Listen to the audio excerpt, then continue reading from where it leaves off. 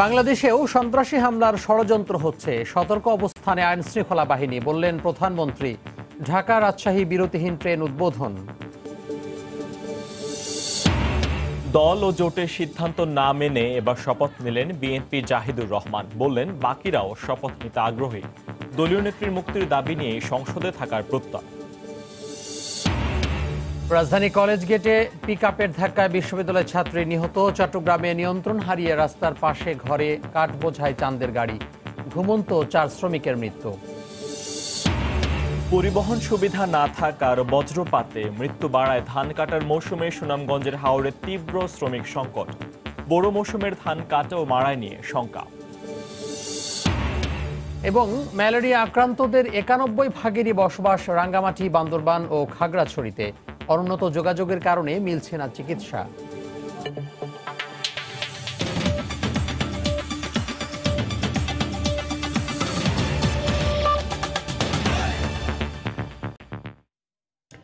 দেখছিলেন শিরোনাম, বাংলা সময়ের সঙ্গে আছি আমি তোহা খান তামিম এবং আমি ফয়সাল মোর্শেদ।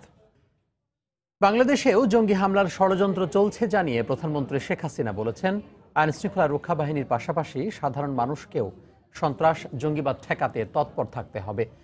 সকালে গণভবন থেকে ভিডিও কনফারেন্সে ঢাকা রাজশাহী রুটে বিরতিহীন ট্রেন বনলতা এক্সপ্রেসের উদ্বোধনী অনুষ্ঠানে একথা বলেন প্রধানমন্ত্রী শেখ হাসিনা। তিনি আরও বলেন, ধর্মের নামে যারা মানুষ হত্যা করছে তারা ধর্মকেই হেয় করছে। 21 এপ্রিল সিরিজ বোমা হামলায় কেঁপে ওঠে শ্রীলঙ্কার রাজধানী কলম্বো। উপাসনালয় আর 5 তারা হোটেলে হামলায় প্রাণ হারান 350-রও বেশি মানুষ। না ফেরার দেশে চলে যেতে হয় বাংলাদেশের ছোট্ট শিশু জায়ান চৌধুরীকেও।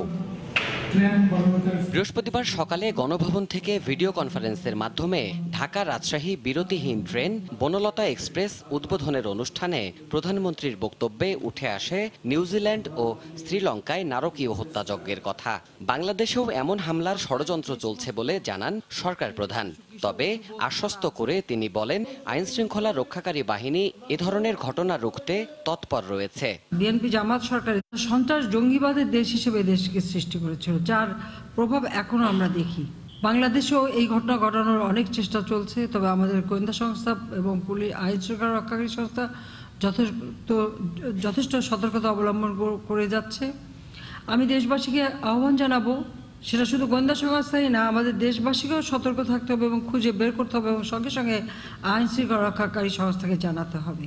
ধর্মের নামে যারা জঙ্গিবাদে সম্পৃক্ত হয়ে মানুষ হত্যার পথে নেমেছেন তাদের প্রতি ঘৃণা জানান প্রধানমন্ত্রী। সবাইকে আহ্বান জানান জঙ্গিবাদ রুখে দেয়ার। ইসলাম ধর্মের নাম নিয়ে যারা সন্ত্রাস করে, জঙ্গিবাদ চালায়, আমি তাদের কথাও বলবো যে তারা আমাদের এই পবিত্র ধর্মটাকে কলুষিত করছে, এই পবিত্র ধর্মটার বদনাম করছে সমগ্র বিশ্বব্যাপী। পরে ভিডিও কনফারেন্সে মৎস্য ও প্রাণী সম্পদ মন্ত্রণালয়ের অধীনে বিভিন্ন প্রকল্পের আওতায় গোপালগঞ্জ, কিশোরগঞ্জ, সিরাজগঞ্জ ও চট্টগ্রামে নবনির্মিত 7টি ইনস্টিটিউট ও প্রতিষ্ঠান উদ্বোধন করেন প্রধানমন্ত্রী। জানান, এখন সময় উৎপাদনের পাশাপাশি খাদ্য প্রক্রিয়াজাতকরণেরও। দেবাশিস রায়, সময় সংবাদ, ঢাকা। চালু হলো বহুল কাঙ্ক্ষিত রাজশাহী ঢাকা বিরতিহীন ট্রেন বনলতা এক্সপ্রেস। প্রধানমন্ত্রী শেখ হাসিনা ভিডিও কনফারেন্সের মাধ্যমে ট্রেনের শুভ উদ্বোধন করেন। এরপরই যাত্রী নিয়ে ঢাকার উদ্দেশ্যে ছেড়ে যায় ট্রেনটি। এ ট্রেন চালুর ফলে মাত্র 4 ঘন্টায় রাজশাহী ঢাকা রুটে যাতায়াত করার সুযোগ পাচ্ছেন যাত্রীরা। সাইফুর রহমান রকের রিপোর্ট। বৃহস্পতিবার সকাল, ঘড়ির কাঁটায় তখন 11টা 40 মিনিট। যাত্রী নিয়ে রাজশাহী থেকে ঢাকার উদ্দেশ্যে ছুটতে শুরু করে বিরতিহীন ট্রেন বনলতা এক্সপ্রেস। পূরণ হয় দীর্ঘদিনের প্রত্যাশা। উদ্বোধনের প্রথম দিনেই ইতিহাসের সাক্ষী হয়ে ট্রেনে ভ্রমণ করতে পেরে দারুণ উচ্ছ্বসিত যাত্রীরা। বনলতা এক্সপ্রেস শুরু হওয়াতে আমি খুবই উচ্ছ্বসিত, আনন্দিত। আমি প্রথম যাত্রী হিসেবে খুবই গর্বিত মনে করছি। অসংখ্য ধন্যবাদ বাংলাদেশ গভর্নমেন্টকে এবং প্রত্যেকটা বিভাগীয় শহরে এরকম একটা ট্রেন আশা করি। এই ট্রেনটা দেখার পরে আমার মনটা ভরে গেছে। মনে হচ্ছে যে পাশ্চাত্য দেশে আমি যেটা দেখে আসছি, এখানে সেই ট্রেনটার একটা মানে যে চিত্রটা, এই চিত্রটা আমাদের দেশ ডে বাই ডে যেভাবে উন্নত হচ্ছে, সেটা একটা চিত্র। এর আগে সকালে প্রধানমন্ত্রী শেখ হাসিনা ঢাকা থেকে ভিডিও কনফারেন্সের মাধ্যমে বনলতা এক্সপ্রেস ট্রেনের শুভ উদ্বোধন করেন। এ সময় রাজশাহীতে রেলমন্ত্রী নুরুল ইসলাম সুজন, স্থানীয় সংসদ, রাশিক মেয়র সহ গণ্যমান্য ব্যক্তিরা উপস্থিত ছিলেন। রেলমন্ত্রী বলেন, এই ট্রেনটি চালুর মধ্য দিয়ে যোগাযোগের ক্ষেত্রে নতুন দিগন্তের সৃষ্টি হলো। রাশিক কলকাতা একটি ট্রেন, যেটি আমাদের এলাকার উত্তরবঙ্গের মানুষের জন্য খুব দরকার। এখান থেকে ভিসা নিয়ে সবাই চিকিৎসা বা বেড়াতে বা ব্যবসা কাজে যাবে, সেটিও আশা করছি 1 বছরের মধ্যে হয়ে যাবে। এইখানে যেমন অল্প পয়সা আমরা সেবাটা দেব, আবার যাদের সামর্থ্য আছে সেই সুযোগ সুবিধা দিয়েও তাদের জন্য আমরা সেই ব্যবস্থা রাখবো। উত্তরবঙ্গের জন্য এই ধরনের বিরতিহীন কোনো ট্রেন ছিল না। এটি শুরু হলো ঈদের পূর্বে, আমরা পঞ্চগড় পর্যন্ত, পার্বতীপুর পর্যন্ত, ঢাকা পার্বতীপুর, এবং তারপরে আপনার স্টেশনগুলো ধরবে। এইভাবে আরেকটি বিরতিহীন ট্রেন আমরা দিতে যাচ্ছি। ইন্দোনেশিয়া থেকে আনা এই ট্রেনে আরামদায়ক সিট, ওয়াইফাই ও খাবার সহ নানা সুযোগ সুবিধা থাকায় যাত্রীরা স্বাচ্ছন্দ্যে যাতায়াত করতে পারবেন। অন্যদিকে বিরতিহীন হওয়ায় গন্তব্যে পৌঁছাতেও সময় কম লাগবে। ঢাকা বনলতা এক্সপ্রেস ট্রেনে যাওয়ার জন্য আমি খুবই মানে খুশি আর কি। বাংলাদেশ রেলের আমি ধন্যবাদ জানাই। গাড়িতে অনেক কিছু সুযোগ সুবিধা আছে, নতুন সিট, নতুন গাড়ির খাবার মান এবং অনেক কিছু ভালো উন্নত আছে। কর্তৃপক্ষ জানায় 928 সিটের বনলতা এক্সপ্রেস ট্রেনটি শুক্রবার ছাড়া সপ্তাহে 6 দিন চলাচল করবে। সাইফুর রহমান রকি, সময় সংবাদ, রাজশাহী। দল ও জোটের সিদ্ধান্ত উপেক্ষা করে এবার শপথ নিলেন বিএনপির একজন সংসদ সদস্য। দুপুরে শপথ নেন ঠাকুরগাঁও 3 আসনের সংসদ সদস্য জাহিদুর রহমান জাহিদ। শপথ শেষে তিনি বলেন, দল থেকে নিষেধ থাকলেও নির্বাচিত অন্য সংসদ সদস্যরাও শপথ নিতে আগ্রহী। এদিকে জাহিদুর রহমান শপথ নেয়ায় ক্ষোভ প্রকাশ করে দলটির সিনিয়র নেতারা বলছেন, দলের চেইন অব কমান্ড না থাকার কারণেই এমন ঘটনা ঘটেছে। একাদশ জাতীয় সংসদ নির্বাচনের পর নির্বাচিতরা সংসদে যোগ দেবে না, এমন সিদ্ধান্ত নেয় বিএনপি। কিন্তু কয়েকদিন ধরেই বিএনপি থেকে নির্বাচিত সংসদ সদস্যদের শপথ নেওয়া নিয়ে চলছে আলোচনা। বিভিন্ন গণমাধ্যমে এ বিষয়ে প্রতিবেদন প্রকাশিত হয়। অবশেষে বৃহস্পতিবার সংসদে না যাওয়ার সিদ্ধান্ত থেকে সরে এসে শপথ নিলেন ঠাকুরগাঁও 3 আসন থেকে বিজয়ী বিএনপির সংসদ সদস্য জাহিদুর রহমান। বেলা 12টার পর স্পিকার ডক্টর শিরিন শারমিন চৌধুরীর কাছে শপথ নেন জাহিদুর রহমান। এর আগে শপথ নেয়ার আগ্রহের কথা জানিয়ে স্পিকার বরাবর চিঠি পাঠান বিএনপির এই সংসদ সদস্য। 1991 সাল থেকে নির্বাচন করলেও শুধুমাত্র একাদশ জাতীয় সংসদ নির্বাচনেই বিজয়ী হন তিনি। পরে সাংবাদিকদের তিনি বলেন, বেগম খালেদা জিয়ার মুক্তির দাবি নিয়ে সংসদে থাকবেন তিনি। মহাসচিব বাদে আমরা 5 জন, আমাদের মধ্যে একটা আলোচনা হয়েছিল, সবাই শপথের পক্ষে। এখন তারা নিবে কিনা বা কোন দিন নিবে এটা কিন্তু আমি জানি না। যেহেতু দলের সিদ্ধান্তের বাইরে গিয়ে আমি শপথ গ্রহণ করলাম, এটা স্বাভাবিক কারণেই দল আমাকে করতে পারে। কিন্তু বহিষ্কার আমাকে করলেও আমি বিএনপিতে ছিলাম, বিএনপিতে আছি এবং বিএনপিতে থাকবো। আমার প্রথম যে কাজটি হবে সংসদে দাঁড়িয়ে আমার নেত্রীর মুক্তির আবেদন। তবে জাহিদুর রহমান শপথ নেয়ার পর তাৎক্ষণিক প্রতিক্রিয়ায় বিএনপি নেতারা বলেন, দলীয় প্রধান কারাগারে থাকা অবস্থায় দলের সিদ্ধান্তের বিরুদ্ধে গিয়ে জাহিদুর রহমান বিশ্বাসঘাতকতা করেছেন। আমাদের দলীয় সিদ্ধান্ত আমরা পার্লামেন্টে যাব না। দলের সিদ্ধান্ত যিনি অমান্য করবেন তিনি দলের লোক হিসেবে, দলের ব্যক্তি হিসেবে বিবেচিত হবেন না। বেগম জিয়া যেহেতু কারাগারে, এ সময় তাকে কারাগারে রেখে এই ধরনের বিশ্বাসঘাতকতা আমরা আশা করিনি। দলের উচ্চ পর্যায়ের নেতৃবৃন্দের মধ্যে আদর্শিক ভিত্তিও দুর্বল, যে কারণে এই ঘটনাটি ঘটেছে। এর আগে দল ও জোটের সিদ্ধান্ত উপেক্ষা করে সংসদে শপথ নেন গণফোরাম থেকে নির্বাচিত 2 সংসদ সদস্য সুলতান মোহাম্মদ মনসুর ও মোকাব্বির খান। সাদিকুর রহমান, সময় সংবাদ, ঢাকা। শপথ নিয়ে সংসদে যেতে দলের সবুজ সংকেতের অপেক্ষায় আছেন বিএনপি থেকে নির্বাচিতরা। এখনো পর্যন্ত সংসদে না যাওয়ার সিদ্ধান্ত বহাল থাকলেও যে কোনো মুহূর্তে সিদ্ধান্ত পাল্টে যেতে পারে বলেও মনে করেন তারা। মোবাইল ফোনে সময় সংবাদকে এ বিষয়ে মতামত জানিয়েছেন চাঁপাইনবাবগঞ্জ 3 আসন থেকে নির্বাচিত হারুনুর রশিদ ও বগুড়া 4 আসন থেকে নির্বাচিত মোশাররফ হোসেন।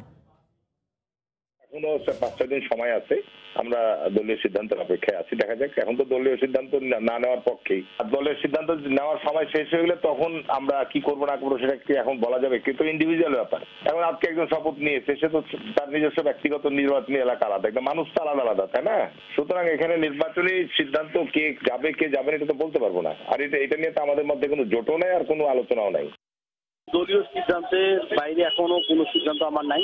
অন্য কে কি করছে এটা তাদের ব্যক্তিগত বিষয়, তাদের ব্যক্তিগত বিষয়ে কোনো প্রশ্ন করতে চাই না। এখনো আমাদের 29 তারিখ আছে, 3-4 দিন আছে এখনো।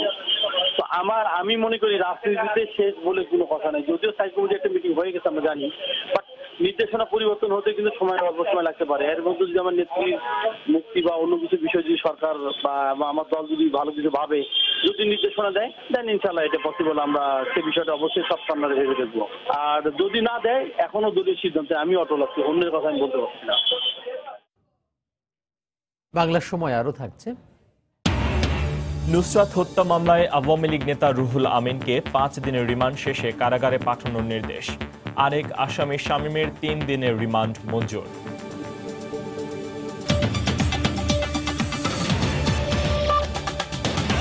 রাজধানীর শেরেবাংলা নগরে বাসের ধাক্কায় ফাহমিদা হক লাবণ্য নামে ব্র্যাক বিশ্ববিদ্যালয়ের এক ছাত্রী নিহত হয়েছেন। দুপুরে জাতীয় হৃদরোগ ইনস্টিটিউট ও হাসপাতাল এলাকায় এই দুর্ঘটনা ঘটে। ফাহমিদা হক লাবণ্য ব্র্যাক বিশ্ববিদ্যালয়ের সিইসি বিভাগের 3য় বর্ষের শিক্ষার্থী। তিনি শ্যামলী 3 নম্বর রোড এলাকায় থাকতেন। দুর্ঘটনার পর মেয়েটিকে দ্রুত হাসপাতালে নিয়ে যাওয়া হয়। কর্তব্যরত চিকিৎসক তাকে মৃত ঘোষণা করেন। লাবণ্য একটি রাইড শেয়ারিং অ্যাপে যাচ্ছিলেন। এই ঘটনায় রাইডার সুমন আহত হয়েছেন বলে জানা গেছে। ময়নাতদন্তের জন্য নিহতের লাশ শহীদ সোহরাওয়ার্দী হাসপাতাল মর্গে রাখা হয়েছে। বিশ্ববিদ্যালয় ছাত্র আবরার হত্যা এবং কলেজ ছাত্রী সিনথিয়া হত্যা চেষ্টা মামলায় সুপ্রভাত বাসের মালিক ননী গোপাল সহ 8 জনকে আসামি করে চার্জশিট দিয়েছেন ঢাকা মহানগর গোয়েন্দা পুলিশ। তারা বলছেন এটি নিছকই দুর্ঘটনা নয়, আসামিদের অবহেলা এবং আইন অমান্য করার প্রবণতা থেকেই এই ঘটনা ঘটেছে। এ কারণে তাদের বিরুদ্ধে সড়ক পরিবহন আইনের 304 ধারায় চার্জশিট দেওয়া হয়েছে। খান মোহাম্মদ রুমেলের রিপোর্ট। 19 মার্চ সকালে ঢাকার নর্দায় সুপ্রভাত পরিবহনের একটি বেপরোয়া বাসের চাপায় মারা যান বিশ্ববিদ্যালয় শিক্ষার্থী আবরার আহমেদ। সেদিনই গুলশান থানায় মামলা করেন আবরারের বাবা। আবরারকে চাপা দেওয়ার আগে শাহজাদপুরের বাঁশবাড়ি এলাকায় সিনথিয়া নামে এক কলেজ ছাত্রীকে চাপা দেয় একই বাস। সিনথিয়াকে চাপা দেওয়ার পর ট্রাফিক পুলিশ বাসটির চালক সিরাজকে আটক করে। তবে কন্ডাক্টর ইয়াসিন ও হেলপার ইব্রাহিম বাসটি নিয়ে পালানোর সময় চাপা দেয় আবরারকে। অভিযোগপত্রে আরও বলা হয়, মালিক ননী গোপালের নির্দেশেই বাসটি নিয়ে পালানোর চেষ্টা করে ইয়াসিন ও ইব্রাহিম। সরাসরি যারা এই হত্যাকাণ্ড এবং গুরুতর আঘাতের সাথে জড়িত তাদের সবাইকে আমরা গ্রেপ্তার করেছি এবং তারা ইতিমধ্যে জেল হাজতে আছে। এবং যারা পরিবহন রুটের ব্যানারের ব্যবসা করেন এবং এই অবৈধভাবে টাকা দিয়ে থাকেন তাদেরকে আমরা এখনও গ্রেপ্তার করতে পারিনি। তবে অবশ্যই তারা আদালতে চার্জশিট হয়ে যাওয়ার পরে তাদের নামে ওয়ারেন্ট জারি হবে, তখন তারা গ্রেপ্তার হবে। গোয়েন্দা পুলিশ বলছে বাসটির রুট পারমিট ছিল মহাখালী থেকে ব্রাহ্মণবাড়িয়া রুটে, কিন্তু চলছিল সায়দাবাদ থেকে গাজীপুর রুটে। টাকার বিনিময়ে সুযোগ করে দিয়েছিল সুপ্রভাত পরিবহন কোম্পানির সভাপতি আলাউদ্দিন এবং ব্যবস্থাপনা পরিচালক আশরাফুদ্দিন। যেই লোকের গাড়ির স্টিয়ারিং ধরারই কথা না, যিনি টাকা কালেক্ট করেন কন্ডাক্টর, উনি একটা বাসকে চালাতে যাবেন, এটা কোনো মতেই কাম্য না। সুতরাং এটা একটা শিয়ার বা মেয়ার অ্যাক্সিডেন্ট না, এটা ইচ্ছাকৃতভাবে এবং গাফিলতির কারণে, এটা একটা ক্রেজিনেসের কারণে সংঘটিত অ্যাক্সিডেন্ট। যেই কারণে আমরা এমন ধারা সংযোজন করেছি যেখানে সর্বোচ্চ শাস্তি যাবজ্জীবন কারাদণ্ড হতে পারে। ঘটনার 1 মাসের কিছু বেশি সময় পর চার্জশিট দেওয়া হলো এই মামলার। এখন দ্রুত বিচারের মাধ্যমে আসামিদের শাস্তি নিশ্চিত হবে বলে আশা তদন্ত সংস্থার। সেটা অনিচ্ছাকৃত না, সেটা। খান মোহাম্মদ রুমেল, সময় সংবাদ, ঢাকা। চট্টগ্রামে কাঠ বোঝাই চাঁদের গাড়ির চাপায় ইটভাটার ঘুমন্ত 4 জন শ্রমিকের মৃত্যু হয়েছে। আহত হয়েছেন আরও 3 জন শ্রমিক। ভোরে রাঙ্গুনিয়ার গাবতলী এলাকায় এই দুর্ঘটনা ঘটে। চালকের বেপরোয়া গতির কারণেই এই দুর্ঘটনা ঘটে বলে জানিয়েছেন স্থানীয়রা। এদিকে চাঁদের গাড়িটি জব্দ করলেও চালককে আটক করতে পারেনি পুলিশ। পুলিশ জানায় বৃহস্পতিবার ভোরে রাঙামাটি থেকে কাঠ বোঝাই একটি চাঁদের গাড়ি চট্টগ্রামে যাচ্ছিল। পথে রাঙ্গুনিয়ার গাবতলী এলাকায় পৌঁছালে নিয়ন্ত্রণ হারিয়ে রাস্তার পাশে এসআরবি ইটভাটার শ্রমিকদের একটি ঘরের ওপর উঠে যায়। এতে ঘটনাস্থলেই ঘুমিয়ে থাকা 4 ইটভাটা শ্রমিকের মৃত্যু হয়। আহত হন আরও 3 জন। খবর পেয়ে পুলিশ ঘটনাস্থল থেকে লাশগুলো উদ্ধার করে ময়না তদন্তের জন্য চট্টগ্রাম মেডিকেল কলেজ হাসপাতালের মর্গে পাঠায়। স্থানীয়রা বলছেন বেপরোয়া গতির কারণেই এই দুর্ঘটনা ঘটেছে। লার্কির গাড়ি ছিল, অনেক ব্যাগে আসছে গাড়িটা, কন্ট্রোল করতে পারে না, মরণ টার্নিং এর কারণে গাড়িটা উল্টে দিয়েছে। 4 জন মারা গেছে, আরো মেডিকেলে 3 জন আছে, তাদের অবস্থাও সিরিয়াস। ব্রিকফিলের শ্রমিক ঘুমানো অবস্থায় ছিল, হঠাৎ করে এসে ওদের গায়ে গাড়িটা পরে গাছ টাছ পরে তাদের মাথার আঘাত পাওয়ার কারণে 4 জন মৃত হয়েছে। এদিকে সড়কের পাশে ঝুঁকিপূর্ণভাবে গড়ে তোলা ঘরগুলো সরিয়ে নেয়ার দাবি ইটভাটা শ্রমিকদের। এই দুর্ঘটনায় মানুষগুলো শেষ, এগুলো কি আর জীবন পাইব? তো এইভাবে যত রাস্তার পাশে ঘর আছে আমার অনুরোধ এই ঘরজন সরাই ফেলে। টার্নিংয়ে তো রাস্তার উপরে আমি শুধু এখানকে না, যত ঘর রাস্তার পাশে আছে আমার অনুরোধ সবাই ঘরগুলো সরাই ফেলটা উচিত হবে। দুর্ঘটনার পরই ঘাতক চাঁদের গাড়ি জব্দ করলেও চালক পালিয়ে গেছে বলে জানায় পুলিশ। ওটা একটু ঝুঁকিপূর্ণ বা টার্নিং, ড্রাইভারের ঘুমের কারণে সম্ভবত গাড়িটা সে নিয়ন্ত্রণ রাখতে পারে নাই। পরে ডাইনে মোড় হইয়া গাড়িটা বিগ প্লেস লেবাররা যে ঘরে থাকে ওই ঘরের মধ্যে পড়ে গেছে। ইটভাটায় হতাহত শ্রমিকদের গ্রামের বাড়ি নোয়াখালীর দক্ষিণ হাতিয়ার বেজুবিল্লা গ্রামে। সময় সংবাদ, চট্টগ্রাম। প্রশাসনের আশ্বাসে প্রত্যাহার করা হয়েছে বৃহত্তর চট্টগ্রামের ধর্মঘট। আর বৃহত্তর রংপুরের ধর্মঘট নিয়ে আভ্যন্তরীণ দ্বন্দ্বে জড়িয়ে পড়েছেন বাংলাদেশ পরিবহন শ্রমিক ফেডারেশনের খোদ সভাপতি ও সাধারণ সম্পাদক। পরস্পর বিরোধী বক্তব্য দিয়ে ধর্মঘটের পক্ষে বিপক্ষে অবস্থান নিয়েছেন তারা। সকালে যান চলাচল বন্ধ থাকায় দুর্ভোগে পড়েন যাত্রীরা। টানা 18 ঘন্টা পর বৃহস্পতিবার দুপুর 12টা থেকে প্রত্যাহার করা হয় বৃহত্তর চট্টগ্রামের পরিবহন ধর্মঘট। এর পরপরই শুরু হয় যান চলাচল। এদিন জেলা প্রশাসনের সঙ্গে শ্রমিক নেতাদের বৈঠকের পর কর্মসূচি প্রত্যাহার করা হয়। দুপুর 12টা থেকে উদ্র হয়েছে। যারা যেখানে আছেন আমাদের চালক এবং বিভিন্ন কাউন্টার খুলে দেওয়া, আমাদের চালকদের গাড়ি চালানোর উদ্যোগ নেওয়া, এই ব্যাপারে আমরা অনুরোধ জানাচ্ছি। এর আগে বুধবার সন্ধ্যা থেকে বৃহস্পতিবার দুপুর পর্যন্ত বৃহত্তর চট্টগ্রামের 87টি রুটে পরিবহন ধর্মঘটের কারণে দুর্ভোগে পড়েন যাত্রীরা। শ্রমিক নেতাদের অভ্যন্তরীণ দ্বন্দ্বের মধ্য দিয়ে আংশিকভাবে চলে বৃহত্তর রংপুরের পরিবহন ধর্মঘট। কর্মসূচিকে কেন্দ্র করে পরস্পর বিরোধী বক্তব্য দিয়েছেন বাংলাদেশ সড়ক পরিবহন শ্রমিক ফেডারেশনের সভাপতি ও সাধারণ সম্পাদক। আমাদের 5 জেলায় গাড়ি ঘোড়া চলবে। অনির্দিষ্টকালে ধর্মঘট গেলে কিছু কিছু ধারা আমাদের আছে, সেই ধারা মোতাবেক আমরা ধর্মঘট করব। অবশ্যই যে কোনো হত্যার পক্ষে আমি না। পরিবহন ধর্মঘট চলছে, ইনশাআল্লাহ এটা বিচার না হওয়া পর্যন্ত পরিবহন ধর্মঘট চলবে। এই অবস্থার মধ্যেই দিনাজপুর, ঠাকুরগাঁও, পঞ্চগড়, নীলফামারী ও গাইবান্ধায় বন্ধ রয়েছে যান চলাচল। এতে বিপাকে পড়েন যাত্রীরা। সকলের কাছেই আসলে বিশেষ অনুরোধ রাখছি, দ্রুত নিরসন করে যাত্রী দুর্ভোগ থেকে রেহাই দিন। টিকিট কাটছি 4 দিন আগে, এখন যদি আমি ঢাকা যেতে না পারি আমার ছেলের বিয়ের আমি ওখানে কিভাবে মুখ দেখাবো? তবে রংপুর থেকে কুড়িগ্রাম ও লালমনিরহাটে শুরু হয়েছে যান চলাচল। এতে স্বস্তি ফিরেছে যাত্রীদের মাঝে। গাড়ি ঘোড়া চলতেছে, তার ভোগান্তিকে আমরা কমে গেছে। ধর্মঘট উঠে গেছে, তখন আমি খুব দ্রুত এখানে চলে আসলাম, কারণ আমার ঢাকা ইমার্জেন্সি যেতে হবে। গত 22 এপ্রিল চট্টগ্রামের পটিয়া এলাকায় শ্যামলী পরিবহনের একটি বাসে আইন শৃঙ্খলা রক্ষা বাহিনীর পরিচয়ে তল্লাশি চালানো হয়। এ সময় বাগবিতণ্ডায় জড়িয়ে পড়লে চালক জালাল উদ্দিনকে নির্যাতনের অভিযোগ ওঠে। পরে চিকিৎসাধীন অবস্থায় মারা যায় সে। এ ঘটনায় দায়ের করা মামলা তদন্তের দায়িত্ব পুলিশের কাউন্টার টেরোরিজম ইউনিটের কাছে হস্তান্তর করা হয়েছে। সাবিত সারওয়ার, সময় সংবাদ। ফেনীর মাদ্রাসা ছাত্রী নুসরাতকে পুড়িয়ে হত্যা মামলায় গ্রেফতার আওয়ামী লীগ নেতা রুহুল আমিনের 5 দিনের রিমান্ড শেষ হওয়ায় তাকে কারাগারে পাঠানোর নির্দেশ দিয়েছেন আদালত। এছাড়া এজাহারভুক্ত আসামি শাহাদাত হোসেন শামীমের 3 দিনের রিমান্ড মঞ্জুর করেছেন আদালত। এদিকে নুসরাত হত্যায় জড়িতদের দৃষ্টান্তমূলক শাস্তি দাবিতে দেশের বিভিন্ন স্থানে আজও মানববন্ধন করেছেন সর্বস্তরের মানুষ। ফেনীতে মাদ্রাসা ছাত্রী নুসরাত হত্যা মামলায় মাদ্রাসা পরিচালনা কমিটির সহসভাপতি ও উপজেলা আওয়ামী লীগ সভাপতি রুহুল আমিনের 5 দিনের রিমান্ড শেষে বৃহস্পতিবার বিকেলে সিনিয়র জুডিশিয়াল ম্যাজিস্ট্রেট আদালতে হাজির করে পিবিআই। শুনানি শেষে তাকে পাঠানোর নির্দেশ দেন আদালত। আজকে আমরা তাকে আদালতে উপস্থাপন করে রিমান্ড শেষে প্রতিবেদন এভাবে উপস্থাপন করছি, আদালত তাকে পরে হাজতে পাঠিয়ে দিয়েছে। এর আগে দুপুরে এজাহারভুক্ত 3 নম্বর আসামি শাহাদাত হোসেন শামীমকে জেলা সিনিয়র জুডিশিয়াল ম্যাজিস্ট্রেট আদালতে হাজির করে 5 দিনের রিমান্ড আবেদন করে পিবিআই। শুনানি শেষে বিচারক জাকির হোসেন তার 3 দিনের রিমান্ড মঞ্জুর করেন। শাহাদাত হোসেন শামীম ইতিপূর্বে 164 ধারায় স্বীকারোক্তিমূলক জবানবন্দি দিয়েছে।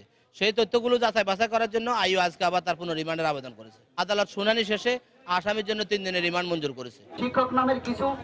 এদিকে নুসরাত হত্যার বিচার দাবিতে আজও ফেনী সদরের সরস্বতী বাজার এলাকায় মানববন্ধন হয়েছে। ব্যানার, ফেস্টুন সহ বিভিন্ন বিদ্যালয়ের শিক্ষক শিক্ষার্থীরা এতে অংশ নেয়। শিক্ষা প্রতিষ্ঠানে এসব কিছু করা হয়, তাহলে আমরা কিভাবে কার উপর ভরসা করে আমরা শিক্ষা প্রতিষ্ঠানে যাব? আমাদের আব্বু কার উপর ভরসা করে আমাদেরকে পড়ালেখা করতে দিবে? নুসরাত হত্যাকারীদের দৃষ্টান্তমূলক আমরা শাস্তি চাই, এটা আমরা মাননীয় প্রধানমন্ত্রীর কাছে আমরা প্রত্যাশা করি। আমাদের বোন তনু হত্যার কোনো বিচার হয় না, আমরা চাই নুসরাত হত্যার বিচার হোক, সিরাজউদ্দৌলার ফাঁসি হোক। এছাড়া যশোর ও নেত্রকোনা সহ বিভিন্ন স্থানে নারীর প্রতি সহিংসতা বন্ধে সরকারকে কঠোর আইন প্রণয়নের দাবিতে মানববন্ধন হয়েছে। তৌফিক মাহমুদ, সময় সংবাদ। সিলেটে অধ্যাপক ডক্টর মোহাম্মদ জাফর ইকবালের ওপর হামলার ঘটনায় আদালতে দ্বিতীয় দিনের মতো সাক্ষ্য গ্রহণ করা হয়েছে। সকালে অতিরিক্ত মহানগর দায়রা জজ আদালতে সাক্ষ্য গ্রহণ করেন বিচারক মমিমুন্নেছা। এর আগে কড়া নিরাপত্তায় মামলার প্রধান আসামি ফয়জুল সহ 6 জনকে হাজির করে পুলিশ। এরপর মামলার 56 সাক্ষীর মধ্যে 2 জনের সাক্ষ্য গ্রহণ করা হয়। 2018 সালের 3রা মার্চ সিলেটে শাহজালাল বিজ্ঞান ও প্রযুক্তি বিশ্ববিদ্যালয়ের এক অনুষ্ঠানে জাফর ইকবালের ওপর ছুরি নিয়ে হামলা চালায় ফয়জুল হাসান। এ ঘটনায় জালালাবাদ থানায় একটি মামলা দায়েরের পর ফয়জুল সহ 6 জনকে গ্রেফতার করে পুলিশ।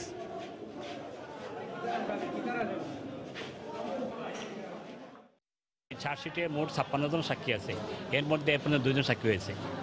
আমরা আরও সাক্ষী আনার জন্য প্রসেস আশা করি আগামী তারিখে সাক্ষী উপস্থাপন করবো বিজ্ঞ আদালতে।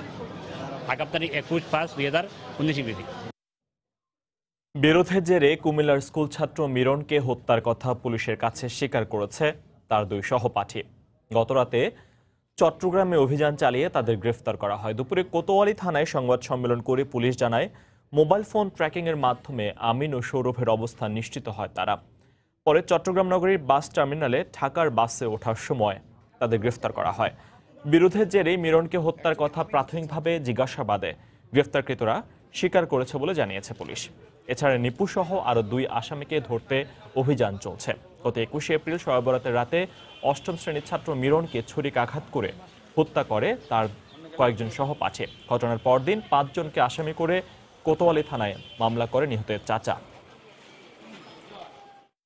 এই হত্যাকাণ্ডের সাথে যে মূল যে 2 জন যারা ঘটনা ঘটিয়েছে সেই 2 জনকে আমাদের টিম চট্টগ্রাম এলাকা থেকে গ্রেফতার। প্রাথমিক তদন্তে আমরা 5 জনের নাম পেয়েছি, তার মধ্যে 3 জন অ্যারেস্ট হলো, আর সহযোগী আরো 2-1 জন যারা আছে তাদের গ্রেফতারের চেষ্টা আমাদের থাকবে। দশকে উল্লেখযোগ্য মাত্রায় ম্যালেরিয়া নিয়ন্ত্রণ সম্ভব হলেও চ্যালেঞ্জ রয়েছে 3 পার্বত্য জেলায়। আক্রান্তের 91 ভাগেরই বসবাস রাঙ্গামাটি, বান্দরবান ও খাগড়াছড়িতে।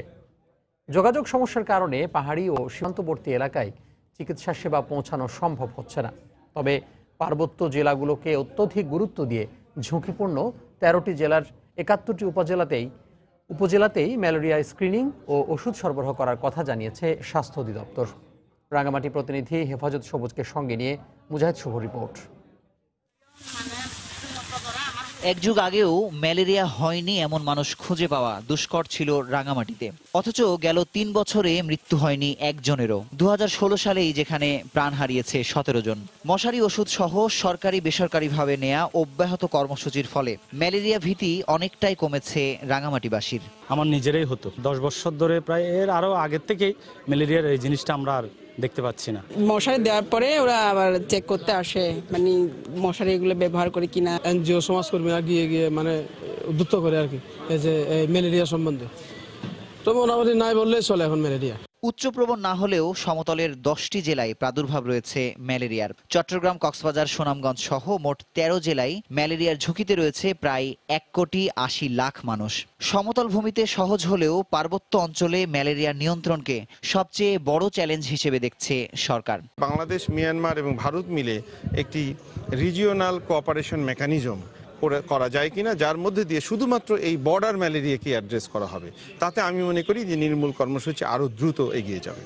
রোহিঙ্গা জনগোষ্ঠীর মধ্যে এখন পর্যন্ত 26 জনকে শনাক্ত করা সম্ভব হয়েছে। তবে ব্যাপক স্ক্রিনিংয়ের মাধ্যমে বাকিদের শনাক্ত করার পাশাপাশি যেন তা দেশের মানুষদের সংক্রামিত না করে সেদিকে খেয়াল রাখার আহ্বান বিশেষজ্ঞদের। আমাদের দেশের মানুষের মধ্যে না ছড়াতে পারে, এই কারণে আমাদের এই এফডিএমএন মানুষদের সঙ্গে মানুষদের জন্য কাজ করার জন্য ন্যাশনাল ম্যালেরিয়া প্রোগ্রাম এবং আমাদের বিআইটিআইডি একটি যৌথ একটা এমওইউ স্বাক্ষর করেছে। সার্বক্ষণিকভাবে ওদের কাছে মশারি বিতরণ করা আছে এবং তাদের মধ্যে সার্বক্ষণিকভাবে রোগ নির্ণয়ের পদ্ধতি আছে, অনেকগুলো হেলথ ক্যাম্প আছে। প্রাথমিক পর্যায়ে যে ভয়টা ছিল রোহিঙ্গারা ম্যালেরিয়া প্রাদুর্ভাবের জন্য কোনো সমস্যা হবে বলে আমার মনে হয় না। দুর্গম এলাকায় নজরদারি কমিটির পৌঁছতে না পারা, অসচেতনতা এবং স্থানীয় জনসাধারণকে জাতীয় কর্মসূচির সাথে সম্পৃক্ত করতে না পারায় নিয়ন্ত্রণ করা যাচ্ছে না ম্যালেরিয়া। তাই আগামী 30 সালের মধ্যে ম্যালেরিয়া সম্পূর্ণভাবে নির্মূলের সরকারি যে পরিকল্পনা তা কতটুকু বাস্তবায়ন করা সম্ভব তা নিয়ে শঙ্কা রয়েছে বলে জানিয়েছেন সংশ্লিষ্টরা। মুজাহিদ শুভ, সময় সংবাদ, রাঙামাটি। সুনামগঞ্জের হাওরগুলোতে পরিবহন সুবিধা না থাকার পাশাপাশি গত কয়েক বছরে অস্বাভাবিকভাবে বজ্রপাতের মৃত্যুর হার বেড়ে যাওয়ায় ধান কাটার মৌসুমে তীব্র শ্রমিক সংকট দেখা দিচ্ছে। এতে চলতি বড় মৌসুমের ধান কাটা ও মাড়াই নিয়ে শঙ্কায় আছেন কৃষকেরা। এ অবস্থায় ধান পরিবহনে খাল পুনরায় খনন সহ হাওরের মাঝে রাস্তা নির্মাণে দাবি তাদের। তবে শ্রমিক সংকট কাটাতে বালু মহাল বন্ধ রাখার পাশাপাশি সব ধরনের সহযোগিতার আশ্বাস দিয়েছে জেলা প্রশাসন ও কৃষি বিভাগ। সুনামগঞ্জ প্রতিনিধি হিমাদ্রি শেখর ভদ্রের তথ্য ছবি নিয়ে রিপোর্ট। এক দশক আগেও হাওরের ধান কাটার জন্য দেশের বিভিন্ন স্থান থেকে শ্রমিক আসতেন হাওর এলাকায়। তবে গত কয়েক বছর ধরে বালুমহলে শ্রমিকদের কর্মসংস্থান সৃষ্টি হওয়ায় শ্রমিক সংকট দেখা দিয়েছে। পাশাপাশি ধান পরিবহনের অধিকাংশ খাল ভরাট হওয়ায় 2 থেকে 3 কিলোমিটার দূর থেকে মাথায় করে ধান বহন করতে হয় শ্রমিকদের। অন্যদিকে গত কয়েক বছরে হাওর অঞ্চলে বেড়েছে বজ্রপাতে শ্রমিক মৃত্যুর হার। এ অবস্থায় ধান পরিবহনের খালগুলো পুনঃখনন সহ হাওরের মাঝে রাস্তা নির্মাণের দাবি কৃষকদের। কোনো রাস্তাঘাট নাই, ধান আনার সুবিধা নাই। এই ধরনে আরো আপনার এই যে ব্যাপারীরা আইতে রাজি হয় না, ধান কাটতে রাজি হয় না। যদি এখানে রাস্তাটা হইতো, সড়কটা হইতো, তাহলে মনে হয় আমরা ধান কাটতে সুবিধা হয়। বালুক আমরা যদি 1 মাসের জন্য বন্ধ দিতা বিশেষ করে, তাহলে আমরা কৃষকরা মনে করো বাঁচতাম। আমরা দৌড়াদৌড়ি করে বাড়ি তাইতে কেউ টাটা করে মরে। ধান কাটা আইলে তো আমাদের বেতন দেয় 500 টাকা, আর অন্য অন্য কামো গেলে 1000-1200 টাকা থাকে। তাই এই জন্য মানুষ ধান কাটা আসতে চায় না। হাওর অঞ্চলে ধান পরিবহনে রাস্তা নির্মাণ কিংবা খাল খনন করা না হলে আগামীতে শ্রমিক সংকট আরো তীব্র আকার ধারণ করবে বলে মনে করেন সুনামগঞ্জ বাঁচাও হাওর বাঁচাও আন্দোলনের এ নেতা। কৃষি বিভাগকে কিভাবে ধান পরিবহন হবে, কিভাবে বিপণন হবে, এইগুলোও চিন্তায় মাথায় আনতে হবে। না হলে এই সংকট প্রতি বছরই লেগে থাকবে। এদিকে ধান কাটার মৌসুমে হাওর অঞ্চলে শ্রমিক সংকট নিরসনে বালুমহল সাময়িক বন্ধের ঘোষণা দিয়েছে কৃষি বিভাগ ও জেলা প্রশাসন। তহসিলদারদের মাধ্যমে খাল জমিগুলি চিহ্নিত করে এখানে থ্রেসিং ফ্লোর করার জন্য সরকারের পক্ষ থেকে প্রয়োজনীয় অর্থ বরাদ্দ পাওয়া যায়। তারা হাওরে ধান কেটে থ্রেসিং ফ্লোরে এনে এখানে মাড়াই করে ধানটা পরে ক্যারি করতে পারবে। যারা পাথর এবং বালি ব্যবসার সাথে সরাসরি জড়িত তাদেরকে নির্দেশনা দেওয়া হয়েছে যাতে তারা কিছুদিন তাদের এই কাজটাকে একটু স্থগিত রাখে। সুনামগঞ্জের 11টি উপজেলায় ছোট বড় 95টি হাওরে প্রায় 2,24,500 হেক্টর জমিতে ধান আবাদ হয়েছে। এখনো 1,84,000 হেক্টর জমির ধান কাটা বাকি রয়েছে। সময় সংবাদ, সুনামগঞ্জ। জুনেই চালু হচ্ছে রাজধানী ঢাকা থেকে ফরিদপুরের ভাঙ্গা পর্যন্ত দেশের প্রথম হাইওয়ে এক্সপ্রেস। অভ্যন্তরীণ যোগাযোগ ব্যবস্থার উন্নয়নে পদ্মা সেতু চালুর আগেই দক্ষিণাঞ্চলের মানুষ এই 6 লেনের সড়কটি ব্যবহার করতে পারবেন। 6,700 কোটি টাকা ব্যয়ে নির্মিত সড়কটিতে ছোট বড় 31টি সেতুর সাথে থাকছে 45টি কালভার্ট, 6টি ফ্লাইওভার ও 4টি রেল ওভারপাস সহ একাধিক আধুনিক সুবিধা। মাদারীপুর থেকে সঞ্জয় কর্মকার অভিজিতের তথ্য ও শাহাদাত আকুনের ছবি নিয়ে রিপোর্ট। দক্ষিণাঞ্চলের সঙ্গে সড়ক পথে যোগাযোগের পরিবর্তন আনতে রাজধানীর যাত্রাবাড়ি থেকে ফরিদপুরের ভাঙ্গা পর্যন্ত 55 কিলোমিটার সড়ক 2 লেন থেকে 6 লেনে উন্নীতকরণ প্রকল্প হাতে নেয় সরকার। পদ্মা সেতুর সংযোগ সড়কের পার্শ্ববর্তী অংশে ভারী যানবাহনের জন্য পৃথক 4 লেন ছাড়াও রয়েছে হালকা যানবাহনের জন্য আলাদা 2 লেন। এছাড়াও ঢাকা ও পূর্বাঞ্চলে যাত্রী পণ্য পরিবহন নিরাপদ, সময় সাশ্রয়ী ও আরামদায়ক করতে সড়কটিতে রয়েছে ওভারপাস, আন্ডারপাস, ফ্লাইওভার সহ আধুনিক সব সুবিধা। 21টা জেলার লোক খুব দ্রুত যার গন্তব্যস্থানে পৌঁছতে পারবে। পদ্মা সেতু ব্রিজ টোল থেকে যে গাড়িগুলো যাতায়াত করতে পারে খুব সুযোগ সুবিধা ভালো হবে। পণ্যদ্রব্য ঢাকাতে খুব দ্রুত পৌঁছানো যাবে। 1 by 1 রোড, রাস্তাটা ক্লিয়ার থাকবো, ছোট গাড়ি বড় রাস্তায় আসবে না। যানজট সব সময়ের জন্য মনে করেন যে কম থাকবে। সড়কটি চালু হলে যোগাযোগ ব্যবস্থায় নিরাপদ সড়কের দৃষ্টান্ত স্থাপন হবে বলে মনে করেন বিশিষ্টজনরা। মুমূর্ষ রোগী পদ্মার পারে ঘন্টার পর ঘন্টা অ্যাম্বুলেন্সে শুয়ে আছে, তাকে সময় মতো পৌঁছানো যাচ্ছে না। যারা চিকিৎসার জন্য ঢাকা যাবে তারা সবচেয়ে বেশি উপকৃত হবে। শিল্পক্ষেত্রে, আমাদের কৃষিক্ষেত্রে, আমাদের ব্যবসা বাণিজ্যের ক্ষেত্রে যে যোগাযোগ ব্যবস্থা তৈরি হবে, এতে দক্ষিণাঞ্চলের 21 জেলার মানুষের ব্যাপক আর্থসামাজিক উন্নয়ন ঘটবে বলে মনে করেন সড়ক বিভাগের এই কর্মকর্তা। 6 লেনের 2টা বাইলেন, 4টা হচ্ছে 4 lane. Dhaka Khulna express highway উন্মুক্ত হওয়ার পরপরই পদ্মা ব্রিজ উন্মুক্ত হবে আমরা আশা রাখি। এই জন্য এখানে সুফল জনগণ সঙ্গে সঙ্গেই পাওয়া শুরু করবে। একাধিক ঠিকাদারি প্রতিষ্ঠানের বাস্তবায়নে বাংলাদেশ সেনাবাহিনীর 24 ইঞ্জিনিয়ারিং কনস্ট্রাকশন ব্রিগেড তত্ত্বাবধান করছে পুরো প্রকল্পটি। আগামী জুনে সড়কটি জনসাধারণের জন্য খুলে দেওয়া হবে বলে জানিয়েছে সড়ক বিভাগ। সময় সংবাদ, মাদারীপুর। উপাচার্যের পদত্যাগ দাবিতে বরিশাল বিশ্ববিদ্যালয়ে দ্বিতীয় দিনের মতো আমরণ অনশন কর্মসূচি পালন করছেন শিক্ষক শিক্ষার্থীরা। গতকাল বেলা 11টায় প্রশাসনিক ভবনের নিচে অনশন শুরু করেন আন্দোলনকারী 3 জন শিক্ষার্থী। গত রাতে অনশনে যোগ দেন শিক্ষক সমিতির সাধারণ সম্পাদক সহ 5 জন শিক্ষক। তারা অভিযোগ করেন, দীর্ঘদিন ধরে আন্দোলন চালিয়ে গেলেও উপাচার্য পদত্যাগ করেননি, তাই অনশনের পথ বেছে নিয়েছেন তারা। পদত্যাগ না করা পর্যন্ত এই অনশন কর্মসূচি চালিয়ে যাওয়ার ঘোষণা দিয়েছেন তারা। স্বাধীনতা দিবসের অনুষ্ঠানে যোগ দেওয়াকে কেন্দ্র করে শিক্ষার্থীদের প্রতি উপাচার্যের কটূক্তির প্রতিবাদে আন্দোলনে নামেন শিক্ষার্থীরা। ভাইস চ্যান্সেলরের পদত্যাগের দাবিতে আমরা 4 জন শিক্ষক গতকালকে রাত 9টা থেকে আমরা আমরণ অনশন কর্মসূচি পালন করছি ছাত্রদের পাশাপাশি। অসুস্থ হয়ে পড়ছে, সবাই ছেড়ান দেওয়া হইতেছে, আর উপর থেকে এখন পর্যন্ত কোনো নিউজ আসে নাই যে সে পদত্যাগ করছে বা তার অপসারণ করা হয়েছে, এরকম কোনো নিউজ আমাদের কাছে আসে নাই। এখন অনশনে লাস্ট পর্যায়ে দেওয়ালে পিঠ থেকে গেছে, তো এক্ষেত্রে আমরা তার অপসারণ বা পদত্যাগ ছাড়া আমরা পিছু হটব না। জয়পুরহাটে প্রাথমিক বিদ্যালয়ের প্রধান শিক্ষকের বিরুদ্ধে যৌন হয়রানির অভিযোগ উঠেছে। ঘটনা তদন্তে 3 সদস্যের একটি কমিটি গঠন করা হয়েছে। শিক্ষার্থী ও অভিভাবকরা জানান, সদর উপজেলার ওই প্রাথমিক বিদ্যালয়ের প্রধান শিক্ষক নূর আলম বিভিন্ন সময় ছাত্রীদের সাথে অসৌজন্যমূলক আচরণ করতেন। গত সোমবার এক ছাত্রীকে তার কক্ষে ডেকে নিয়ে যৌন হয়রানির চেষ্টা করে। বিষয়টি পরিবারকে জানায় মেয়েটি, পরে টাকা দিয়ে মীমাংসা করতে চায় অভিযুক্ত প্রধান শিক্ষক। ঘটনাটি জানাজানি হয়ে গেলে অভিভাবকদের পক্ষ থেকে জেলা প্রাথমিক শিক্ষা কর্মকর্তার কাছে লিখিত অভিযোগ করা হয়। আজ সকালে জেলা প্রাথমিক শিক্ষা কর্মকর্তাকে প্রধান করে একটি তদন্ত কমিটি গঠন করা হয়েছে। তবে অভিযোগ অস্বীকার করে তার বিরুদ্ধে ষড়যন্ত্র বলে দাবি করেছেন অভিযুক্ত শিক্ষক। নিখোঁজের একদিন পর খাগড়াছড়ি থেকে এক কিশোরের লাশ উদ্ধার করেছে পুলিশ।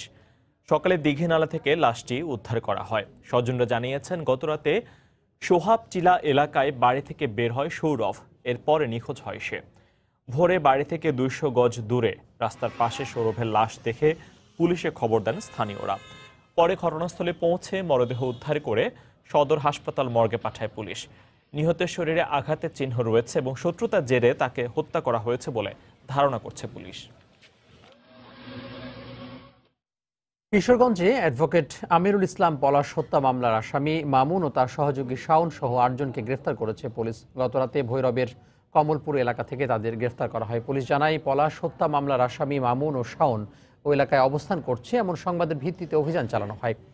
এ সময় ঘটনাস্থল থেকে ছিনতাই কাজে ব্যবহৃত 3টি দেশীয় অস্ত্র উদ্ধার করা হয়। 2017 সালের জানুয়ারিতে ছুরিকাঘাতে হত্যা করা হয় অ্যাডভোকেট আমিরুল ইসলাম পলাশকে। ওই ঘটনার পর থেকেই পলাতক ছিল আসামি মামুন ও শাওন। এছাড়া বিভিন্ন এলাকায় অভিযান চালিয়ে মাদক ব্যবসা সহ নানা অভিযোগে আরও 6 জনকে গ্রেফতার করেছে আইনশৃঙ্খলা বাহিনী। বাংলা সময় রিপোর্টে শীর্ষ সংবাদ জানিয়ে দিচ্ছি আরেকবার। বাংলাদেশেও সন্ত্রাসী হামলার ষড়যন্ত্র হচ্ছে, সতর্ক অবস্থানে আইনশৃঙ্খলা বাহিনী, বললেন প্রধানমন্ত্রী। ঢাকা রাজশাহী বিরতিহীন ট্রেন উদ্বোধন।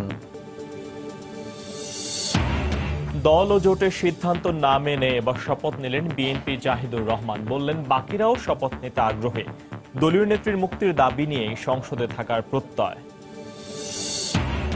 রাজধানী কলেজ গেটে পিকআপের ধাক্কায় বিশ্ববিদ্যালয় ছাত্রী নিহত। চট্টগ্রামে নিয়ন্ত্রণ হারিয়ে রাস্তার পাশের ঘরে কাঠ বোঝায় চাঁদের গাড়ি, ঘুমন্ত 4 শ্রমিকের মৃত্যু। পরিবহন সুবিধা না থাকার বজ্রপাতের মৃত্যু বাড়ায় ধান কাটার মৌসুমে সুনামগঞ্জের হাওরে তীব্র শ্রমিক সংকট। বড় মৌসুমের ধান কাটা ও মাড়াই নিয়ে শঙ্কা। এবং ম্যালেরিয়া আক্রান্তদের 91 ভাগেরই বসবাস রাঙ্গামাটি, বান্দরবান ও খাগড়াছড়িতে। অনুন্নত যোগাযোগের কারণে মিলছে না চিকিৎসা। এই ছিল বাংলার সময়। যে কোনো খবর পেতে ভিজিট করুন সময়নিউজ.tv। আপনার মোবাইলে সময় সংবাদ দেখতে ও সকল খবর পেতে ডাউনলোড করুন সময় অ্যাপ। আর সঙ্গে থাকুন সময়।